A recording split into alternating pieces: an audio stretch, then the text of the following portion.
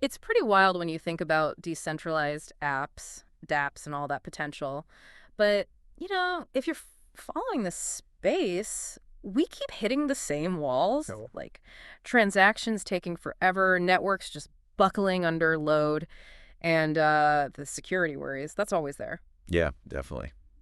I mean, seeing that number over $680 million lost to dApp hacks just since the start of this year, it makes you wonder, okay, what's missing? What do we need to actually make this stuff mainstream?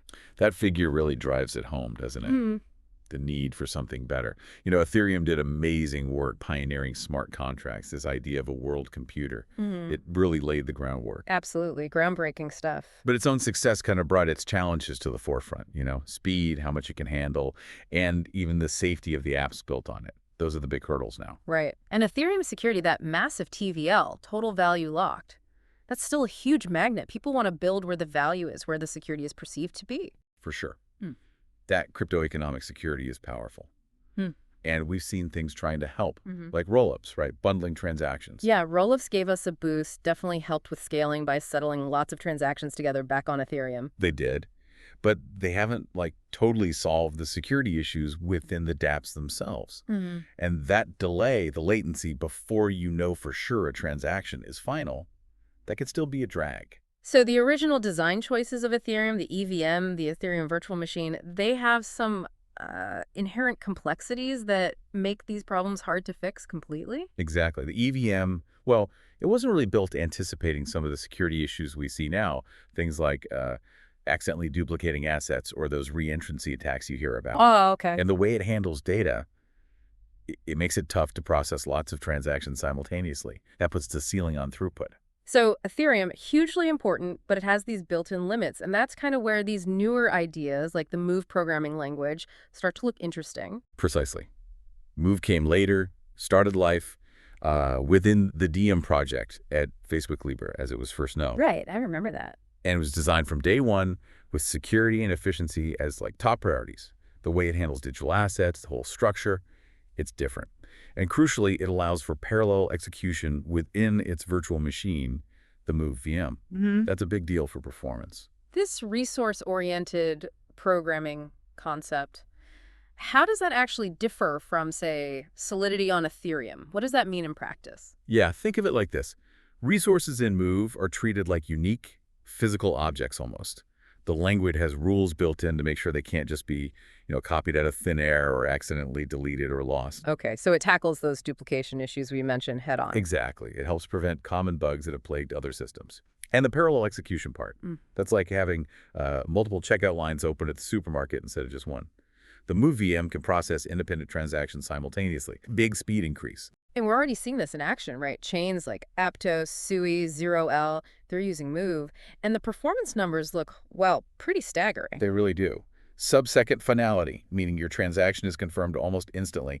And theoretical throughput up to, 160,000 transactions per second? Yeah, that's a different world compared to Ethereum's current capacity. Those layer ones have definitely shown what Move and the Move VM can do in terms of raw speed, low latency, and security features. Mm-hmm.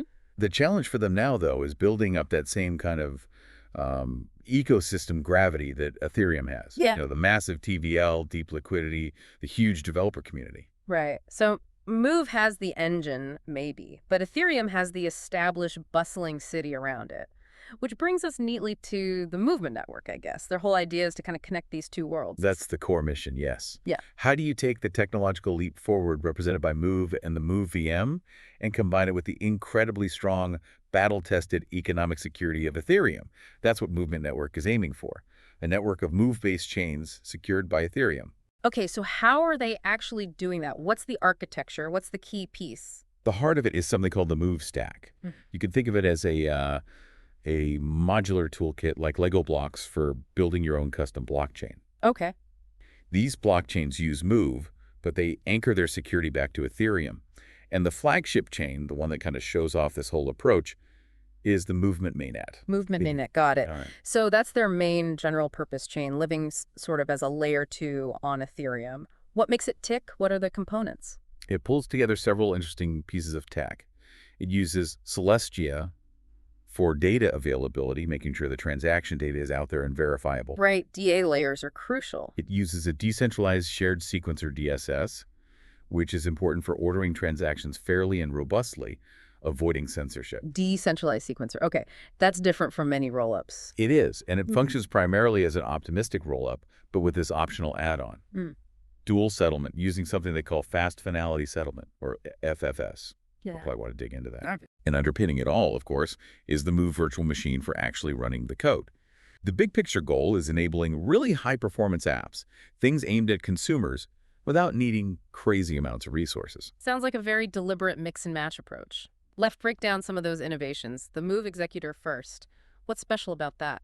What's really novel there is that it can handle both Move VM transactions and EVM transactions on the same network. Oh, interesting. Not just one or the other. Right. Most Layer 2s focus on scaling one environment. This means developers can deploy smart contracts written in Move and contracts written in Solidity, compiled to EVM bytecode, onto the Movement Mainnet. Wow, okay. That seems like a massive advantage for developer adoption. You don't have to completely ditch your existing Ethereum tools or code. Exactly. It smooths the path considerably. Developers familiar with the EVM can bring their stuff over. They can even, say, enhance an existing EVM dApp by adding new features written in Move to take advantage of its security or performance benefits. So you can have like a standard ERC20 token contract running and then build a new super secure DeFi protocol in Move that interacts with that token. Precisely that kind of scenario. It's about extending capability, not just replacing. You get interoperability between the two worlds on the same chain. Okay, how does it actually manage that technically? How does it run both EVM and Move code? It's pretty clever. Yeah. The Move Executor essentially takes existing battle-tested EVM interpreters, like the one used in Geth, and integrates them with the MoveVM's parallel execution engine, which is called Block STM. Ah, so it's using Move's parallel processing smarts to speed up EVM execution too, like a parallel EVM. You could think of it that way, yeah. It leverages MoveVM's ability to figure out which transactions don't conflict and run them side by side, even if they're EVM transactions. And critically, they're aiming for full EVM equivalence. Meaning EVM contracts should just work exactly the same as they do on Ethereum Layer 1. That's the goal. No weird side effects or behavioral changes. Smooth transition for existing apps. Okay, that makes a lot of sense. Move Executor handles both worlds efficiently. Now, this Fast Finality Settlement, FFS, you said it's different from optimistic or ZK rollups? Yes, it's an alternative path to getting transactions confirmed quickly, instead of a challenge period like optimistic rollups or generating those complex zero-knowledge proofs. Which can take time and compute power. Right. FFS uses a dedicated network of validators. These validators have to stake the network's native token as collateral. So almost like a specialized proof-of-stake system just for achieving settlement faster. Kind of, yeah. These FFS validators watch the chain and attest to the correctness of new blocks, the new state. They need to reach a 23 supermajority based on the amount of stake they hold to agree that a new state is valid. 2/3 majority. Okay. Once that threshold is met, the state is considered final, and this happens much, much faster than waiting for optimistic challenge periods or ZK proof generation. We're talking seconds. Seconds. Wow. Compared to minutes for ZK or potentially days or weeks for optimistic rollups, that's huge. It's a massive difference for user experience. Think about applications like fast-paced games or decentralized exchanges where you want near-instant confirmation. FFS enables that. Right. Things that just aren't practical with long finality times. Exactly. And it also increases the utility of the Movement Mainnet's native token, because that's what's being staked for this FFS process. Makes sense. What about the security side? How does FFS compare security-wise? Optimistic rollups have that liveness assumption, needing watchers. ZK has strong math, but is complex. Good question. FFS security is tied directly to the economic value staked. The more value staked by those validators, the more expensive it becomes for anyone to try and corrupt the finality process. So it's economically secured. Yes, and the whole staking/reward mechanism, that's anchored back to Ethereum Layer 1. So it inherits Ethereum's security for managing the validator set itself. The 23 majority requirement makes it very difficult for malicious actors to push through an invalid state, assuming the stake is sufficiently valuable and distributed. So it's different from optimistic trust assumptions or ZK's computational proofs. It's about economic guarantees. You mentioned post-confirmation as an implementation. Yeah, post-confirmation is their specific approach. Basically, validators lock their stake in a contract on Ethereum L1. When a new state root from the movement chain is proposed, these validators sign attestations for it. Okay. These attestations are submitted to another contract on L1. Once that L1 contract sees attestations representing over 2/3 of the total state value, it formally accepts that new state root as confirmed. So the final stamp of approval still happens on Ethereum using its security, but sending potentially thousands of validator signatures to L1 sounds expensive and slow. Ah, right. That's where the optimization comes in validator confirmation. Instead of every validator sending their signature to L1 individually, Bundle them up. exactly, they aggregate their signatures off-chain first. Once they reach that 23 supermajority consensus among themselves, just one aggregated signature representing the whole group's decision is sent to the L1 contract. Much more efficient. Way more efficient. Cuts down L1 gas costs massively Mhm. and allows the finality confirmation to happen much faster again, potentially within seconds. Very clever. Okay, Right. that covers FFS. Now, the Decentralized Shared Sequencer, the DSS. Why is decentralizing the sequencer such a big deal? Most rollups use a single centralized one, right? They often do, yeah. But a centralized sequencer is a single point of failure. If it goes down, the whole network can halt. It also introduces potential censorship risk. The single sequencer could choose not to include certain transactions. Right, the control issue. A DSS distributes that responsibility across multiple independent entities. This makes the network much more robust, no single point of failure. And it significantly enhances censorship resistance because no one entity controls the transaction ordering. How do they coordinate? How do multiple sequencers agree on the order? They use a highly scalable Byzantine fault-tolerant BFT consensus protocol. It's designed for speed and ensures they can reliably agree on the transaction sequence, even if some participants are faulty or malicious. Does using multiple sequencers slow things down compared to just one? There might be a tiny potential increase in latency for, like, the very first pre-confirmation compared to a hyper-optimized centralized setup in some cases. But they use very fast BFT protocols and optimized mempools to keep it extremely quick. And you gain that huge benefit of decentralization and economic security from the state sequencers. It's a trade-off heavily favoring robustness and fairness. And this DSS isn't just for one chain, right? You said it's shared across the movement network. That's another key aspect. Yes, it's designed as shared infrastructure for all the Move-based chains built using the Move stack within the network. What does that enable? It's huge for interoperability. Because they share a sequencer layer, you can do things like atomic cross-chain swaps, exchanging assets between two different movement chains in one single indivisible transaction. Oh, wow. Seamless bridging built in almost. Pretty much. Yeah. It also allows for pooled liquidity across chains and just makes the whole network feel more unified. The DSS orders the transactions, posts the data to whichever data availability layer the specific chain chose. Like Celestia or maybe others. Right. And then the execution happens via the Move executor and Move VM on the individual chain. There are slashing conditions, too, to make sure sequencers behave properly. So, clear roles. DSS for ordering, executor VM for running the code. And because the movement team is behind both the DSS and the MoveStack chain framework, they can optimize that interaction. That's the idea. Tighter integration, better performance, and it simplifies things for new chains joining the network. They don't have to build or source their own sequencer infrastructure. Okay, let's broaden out again to the MoveStack chain framework and MoveStack core. You called the stack a toolkit. How does the framework use that? The framework is essentially the blueprint, the architecture guide, for using those MoveStack tools to build a complete Ethereum-secured Move-based chain. It's designed to be modular. So developers can pick and choose. Exactly. Need super high performance, maybe choose one setup. Need extreme cost efficiency, choose another. You can select your settlement mechanism fraud proofs like optimistic rollups, ZK proofs, or this Fast Finality Settlement we've been talking about. So you configure your chain based on its specific needs. What are the main components you'd configure in this framework? You define your executor setup, how you connect to the sequencer, like the DSS, or maybe even a centralized one for specific use cases, your data availability connection, your chosen settlement mechanism connection, and the L1 bridge contracts needed to link back to Ethereum. And the MoveStack core is what lets you actually do that configuration and deployment. Correct. The core provides the means to assemble your chain by selecting those components from the Move stack. Movement Mainnet is one example configuration built this way, but they've sketched out others, Like, you could imagine a game chain using maybe a centralized sequencer for raw speed, plus ZK proofs for verifiable game outcomes. Or like a fin chain for DeFi. Right, maybe using the DSS for robustness and FFS for that fast settlement. Hmm. Or even something simpler like a duck chain for NFTs using a basic sequencer and optimistic rollup. It shows the flexibility. That customization is powerful. And using this common framework, the Move stack, presumably helps standardize things. Easier for developers, easier for users if wallets and explorers work across chains. Absolutely. Standardization of tooling, APIs, user interfaces, that's a huge benefit. It lowers friction, improves the experience, and fosters that interoperability we keep mentioning.